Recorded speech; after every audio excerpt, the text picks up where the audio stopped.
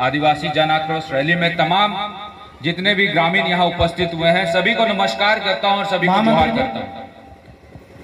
अभी कुछ ही पलों में बाबूलाल मरांडी जी का आगमन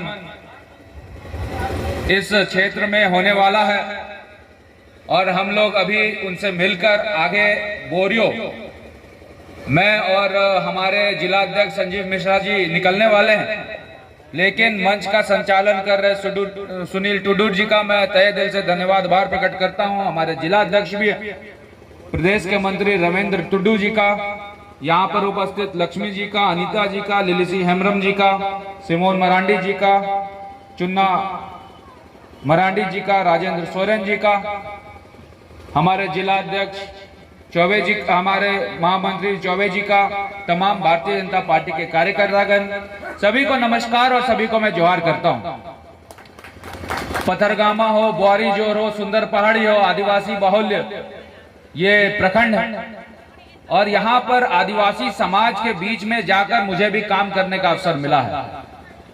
इसलिए आज जो यहाँ महाजुटान हुआ है, मैं तहे दिल से ऐसे तमाम ग्रामीणों को, तहे दिल से ऐसे समाज के तमाम लोगों को धन्यवाद आभार प्रकट करता हूं। और ये हेमंत सोरेन की सरकार आई थी तो कई वादों के साथ आई थी और सबसे बड़ा वादा हेमंत सोरेन की सरकार ने यदि किया था तो वो ये किया था कि सीएनटी और एसपीटी का सख्ती के साथ हम यहाँ पे पालन कराएंगे और सीएनटी का सबसे सख्ती के साथ पालन कराना, एसपीटी का सबसे सख्ती के साथ पालन कराना, ये सरकार की पहली घोषणा थी।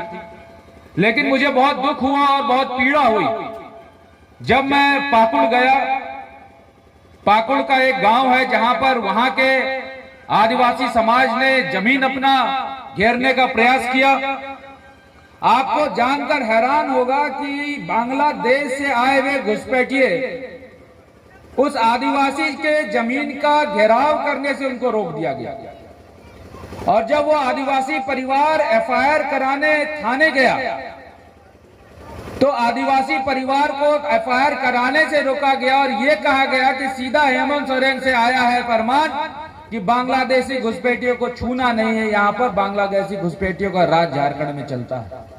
आज कई ऐसे आदिवासी समाज, आदिवासी महिलाएं, माताएं जिनको बांग्लादेशी घुसपैठिए यहाँ पर टारगेट करते हैं, उनके आरक्षण का लाभ लेते हैं, जमीन खरीदते हैं, अपना व्यवसाय शुरू करते हैं और फिर समय आने पे उनको धोखा दे देते हैं। ये स्थिति पाकुड़ साहेबगंज में आम है और मेरे लिए ये चिंता का विषय इसलिए है क्योंकि ये अब स्थिति धीरे धीरे गोड्डा की तरफ भी आ रहा है। यदि आप महागामा देखें तो स्थिति वहां बहुत दयनीय हो गई है।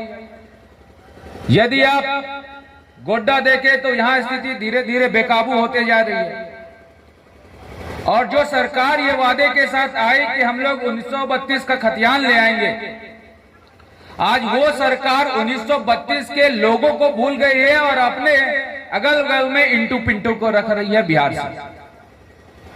जो सरकार सीएनटी एसपीटी का वादा करके आई कि सख्ती से पालन करेंगे, वो सरकार को जब यहाँ पर तुष्टीकरण वोट बैंक की राजनीति दिखती है तो कहीं ना कहीं वो वहां पर एफआईआर करवाने से यहाँ के आदिवासियों को रोक देते हैं।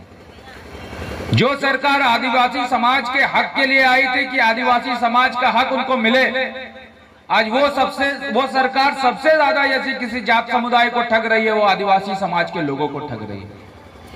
अभी सरकार ने मैया योजना शुरू किया और सरकार ने मैया योजना के जरिए वोट खरीदने के लिए 1,000 रुपए हर एक महिला के अकाउंट में देने का काम किया 1 महीने के लिए। अब बताइए कि जितनी भी महिलाएं यहाँ उपस्थित है, ये सरकार जब वादे करके आई थी तो सबसे पहला सरकार ने वादा किया था कि पेंशन को हम 1,000 रुपए से 2,000 कर देंगे। आज कहीं 1,000 से 2,000 पेंशन नहीं किया सरकार ने। सरकार ने वादा किया था हर महिला को हम चूल्हा कर देंगे, एक जगह भी चूल्हा कर सरकार ने नहीं दिया है। सरकार ने वादा किया था गरीब परिवार को 72,000 रुपए सालाना देंगे, आज एक भी परिवार को 72,000 रुपए नहीं मिल रहा। सरकार ने वादा किया था कि महिलाओं पर रेप हो, हत्या हो, उत्पीड़न हो, सभी के लिए स्पीडी ट्रायल फास्ट कोर्ट का गठन करेंगे, लेकिन आज एक भी महिलाओं के उत्पीड़न के मामलों में किसी अभियुक्त को जेल नहीं हो पाया है। सरकार ने कहा था कि हम आदिवासी के जमीन को बचाने का काम करेंगे। मैंने बताया कि किस प्रकार पाकुड़ में बांग्लादेशी घुसपैठियों के हाथों आदिवासी की जमीन को छीनने का काम ये सरकार कर रही है। इतनी कुरीतियों के साथ ये सरकार चल रही है और आदिवासी समाज को यह समझना होगा कि यदि आदिवासी समाज का कोई भला कर सकता है वो भारतीय जनता पार्टी ही कर सकती है। इसलिए भारतीय जनता पार्टी की सरकार को पुनः हम लोगों को लाना है। दोस्तों, मैं बहुत कुछ नहीं बोलूंगा, अभी मुझे बोरियो जाना है, लेकिन मुझे लगा कि इन 3-4 बातों की चर्चा आपके सामने करनी चाहिए।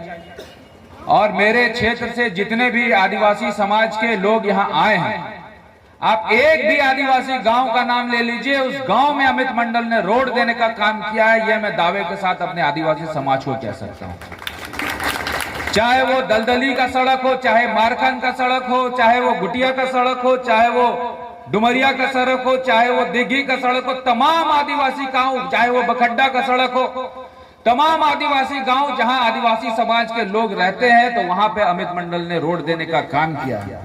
और मैं तो खुल के बोलता हूं कि यदि कोई समाज जिसका सबसे ज्यादा ऋणी मैं हूं तो वो आदिवासी समाज ही है, क्योंकि मेरे दादा को अगर विधायक किसी ने बनाया तो आदिवासी समाज नहीं बनाया। और मैं विधायक बन के आया हूं आपके बीच में, आपके समाज के, आपके दुख, आपके तकलीफ को दूर करने के लिए।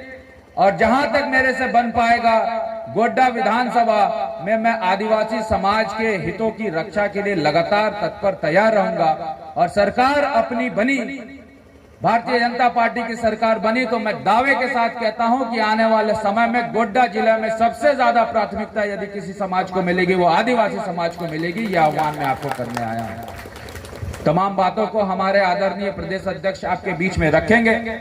मुझे बोरियो संगठन के काम से जाना है, इसीलिए मैं बहुत ज्यादा आपका समय ना लेते हुए तमाम लोगों को, तमाम माताओं को, बहनों को, बड़ों को, बुजुर्ग को नमस्कार करता हूं और जोहार करता हूं। और साथ साथ अपील भी करता हूं, यही हेमंत सोरेन गोड्डा की धरती पे आया था और यही हेमंत सोरेन ने कहा था कि हम लोग 1932 का खतियान ले आएंगे। और यही हेमंत सोरेन ने कहा था कि जो खतियान की बात करेगा वो झारखंड और गोड्डा में राज करेगा।